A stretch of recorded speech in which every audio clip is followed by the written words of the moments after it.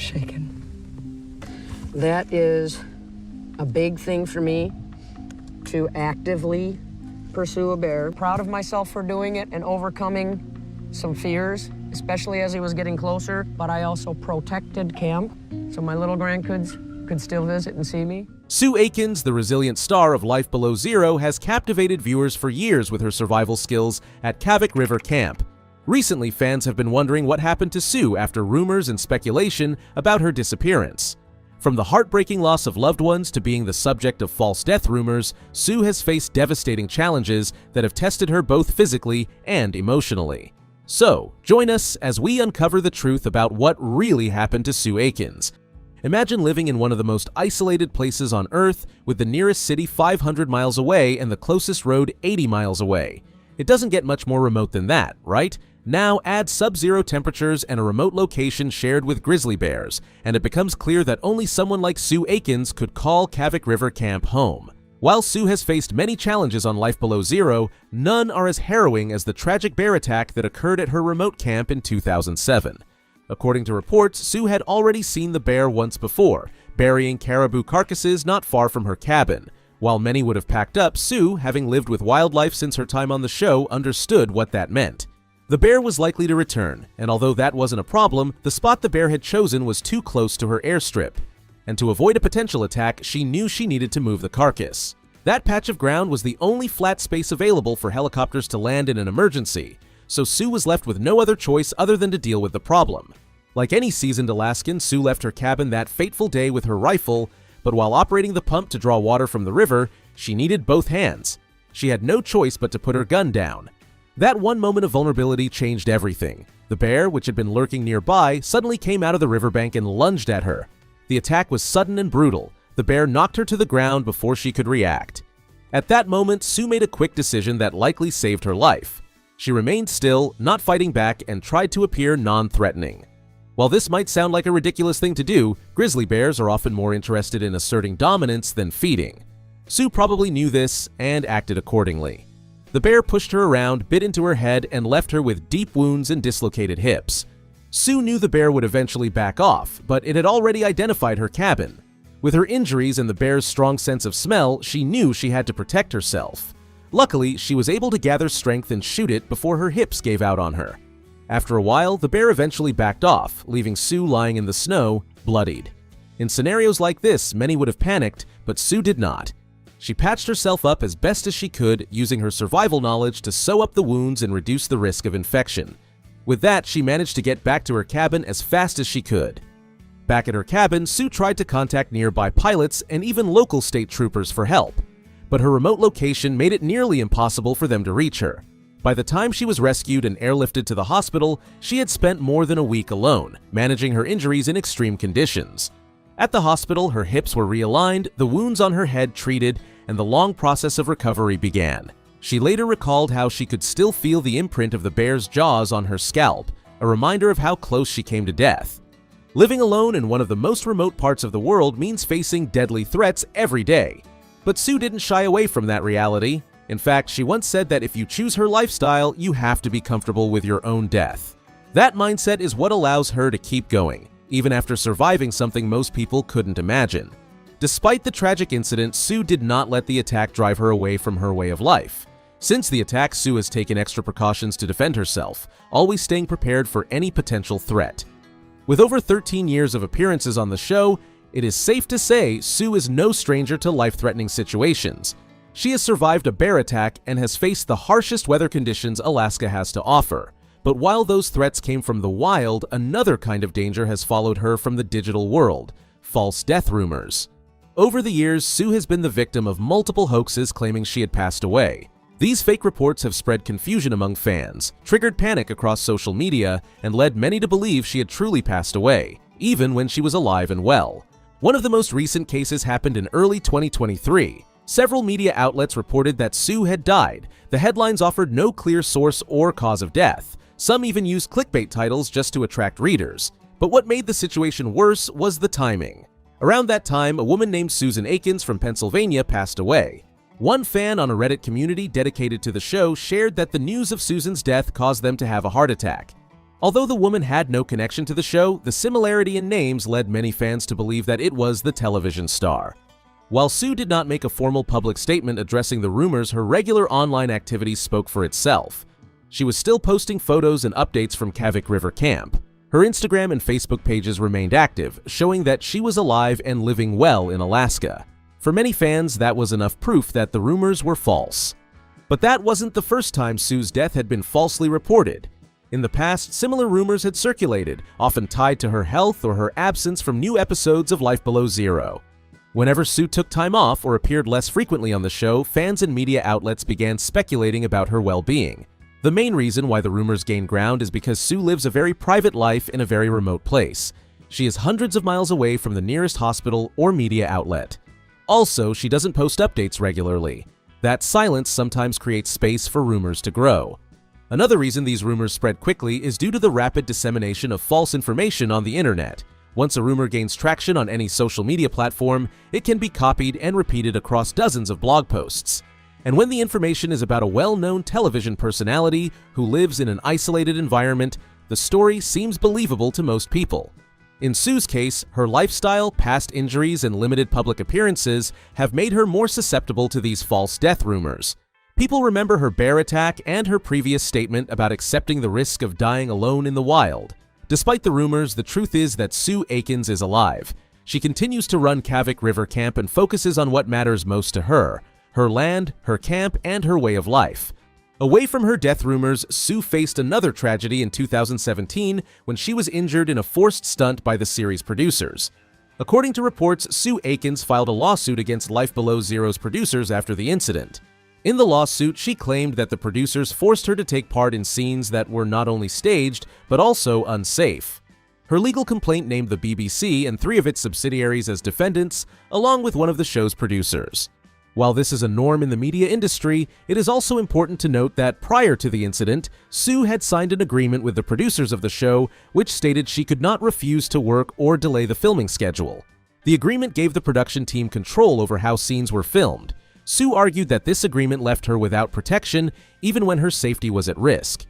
The lawsuit centers on an episode from Season 5 titled The Crash. The season aired between April and June of 2015, and filming for that episode took place in June of that same year. A camping scene was scheduled, and Sue had chosen a location she knew well. However, the producer reportedly insisted that the crew move to a different, more distant spot along the river. He said it would make for better footage. According to the lawsuit, the producer demanded Sue travel by snow machine and sled, despite her preference for the Argo ATV, which was better suited for icy terrain. Sue raised her concerns about the safety of this plan, but he allegedly refused to listen. She also said that the producer ordered her to leave her older dog behind at the camp. This upset Sue because she had signed on to be part of a documentary, not a scripted show that controlled her actions and choices. As filming continued, Sue suggested an alternative plan. She proposed to leave her tent and sled behind and go hunting for ptarmigan. This would have been a real and practical task since she needed meat and feathers. But he rejected her idea yet again and instead ordered her to ride along the river and go into what's called overflow. In layman's terms, an overflow is an area where water flows over the ice and weakens it. Sue objected again, warning that the ice was thin and could collapse under the weight of the snow machine. The situation escalated as the producer grew frustrated with Sue's resistance. He allegedly yelled at Sue and the safety crew, demanding they follow his orders since they worked for him, not for Sue. He even demanded that Sue remove her helmet so that her face would be visible on camera. At one point, the producer insisted Sue take credit for a risky plan to ride across the overflow quickly enough to avoid falling through the ice. She continued to resist, but the confrontation dragged on. Eventually, Sue reluctantly complied with his demands. While following the producer's orders, she hit an ice ridge and was thrown off her snow machine. She landed hard, recalling the painful sound of her bones snapping. To make matters worse, most of her winter gear had to be removed by crew members when they attempted to help her, leaving her exposed to the freezing temperatures. In addition to this, the producer made another decision that raised serious concerns. When the team returned to camp, he instructed the pilot to land at the far end of the mile-long runway. The reason, the suit claims, was to film Sue limping and in pain as she made her way to the plane. He wanted dramatic footage of her suffering, even though she was in urgent need of medical attention. Sue eventually received medical care, but the damage was already done. Though her lawyers did not specify the injuries in the court documents, they confirmed that Sue had undergone multiple surgeries. She now suffers from chronic pain in her back, legs, and arms. These injuries make it difficult for her to maintain her lifestyle in Alaska. In the lawsuit, Sue argued that the team breached their contract by putting her in harm's way during filming. She also claimed they interfered with her personal business at Kavik River Camp and caused her long-term emotional distress. Her attorneys requested a jury trial and sought unspecified damages for her physical and emotional suffering.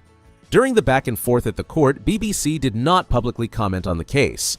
The company's spokeswoman stated that they had not received a copy of the lawsuit at the time and could not provide a response. Although the resolution of the lawsuit wasn't made public, the best guess is that it was eventually settled out of court, with Sue returning to the screens in Season 6. Sue has undoubtedly earned the admiration of fans around the world, not just for her survival skills, but for her honesty and openness. However, one of the most difficult challenges Sue has faced was the heartbreaking loss of her beloved granddaughter, Drew McClurg. Drew, who was only 19 years old at the time of her passing, was very close to Sue. The loss shook Sue deeply, and in an episode of Life Below Zero, she opened up about her grief.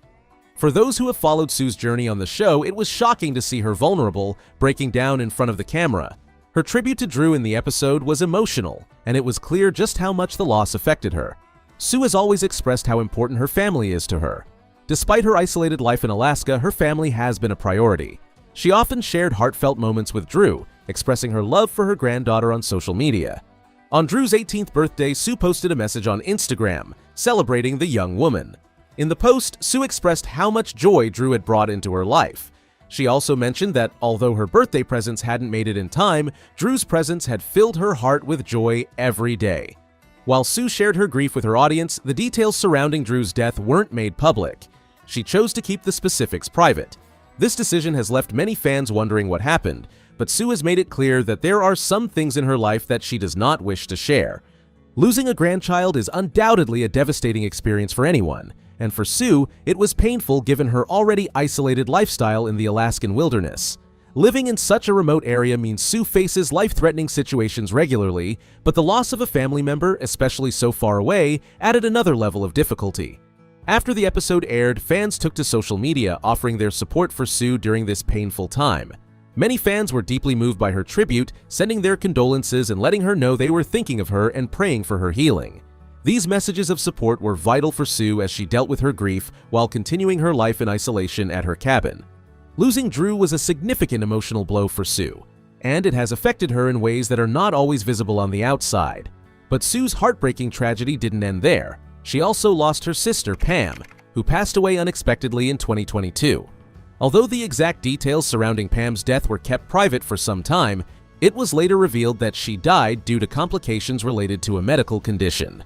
Before her passing, Pam had been a part of Sue's life in more than just a familial role. She was a support system for Sue during difficult times, offering emotional backing and a connection to the outside world.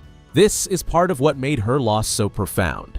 Sue often shared that Pam was the only person who truly understood her way of life in the wilderness, always there for her when she needed to talk about her challenges. While the deaths of her sister and granddaughter deeply affected Sue, she faced another heartbreaking loss in 2023 when her dog, Lil Bob, passed away. Sue shared the sad news with her fans through a post on Instagram. In the post, she described Lil Bob as her bestest poochie and very best friend. Lil Bob was more than just a pet. He was one of Sue's loyal Malamute dogs, her companions in the remote wilderness of Alaska. Fans of Life Below Zero came to know and love Lil Bob, who appeared regularly in both the show's episodes and Sue's social media posts. His playful nature and constant presence around the camp provided comfort and companionship to Sue, as well as a sense of warmth for viewers. Fans were deeply touched by his antics and expressed their condolences after hearing of his passing. On Instagram, many fans left messages of support in the comments. But it didn't end there. In 2024, Sue faced another tragic loss when her second dog, Spritz, passed away. Just like Lil Bob, Spritz had been a faithful companion to Sue, sharing her isolated life at Kavik River Camp. On the morning of his passing, Sue shared a touching post on social media explaining that Spritz had peacefully decided it was time to join Lil Bob. Sue wrote that Spritz passed during his morning nap, sharing her deep gratitude for the years of companionship he had brought into her life. In her post, Sue shared how happy she was that Spritz had chosen her and her daughter to share his golden years. She described the joy and companionship Spritz brought into her life, saying he was a loyal friend who filled her days with love and happiness. Spritz was a constant presence in Sue's daily routine, joining her on walks and assisting with tasks around the camp. Despite her losses, Sue continued to work and live in her remote camp. Although Life Below Zero has wrapped up, Sue continues to live as an independent survivalist, running her camp, which she has opened to tourists.